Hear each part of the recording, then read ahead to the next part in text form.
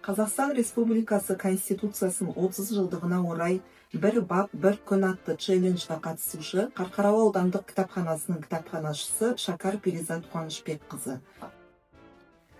Бірінші бөлім, жалпы ережелер, бірінші бап. Қазақстан Республикасы өзін демократиялық, зайырлы, құқықтық және әлеуметтік мемлекет ретінде орнықтырады. Оның ең қымбат қазынасы адам және адамның өмірі, құқықтары мен бостандықтары. Бүкіл халықтың игілігін көздейтін экономикалық даму, қазақстандық патриотизм, мемлекет өмірінің аса маңызды мәселелерін демократиялық әдістермен, оның ішінде республикалық референдумда немесе парламентте дауыс беру арқылы шешу.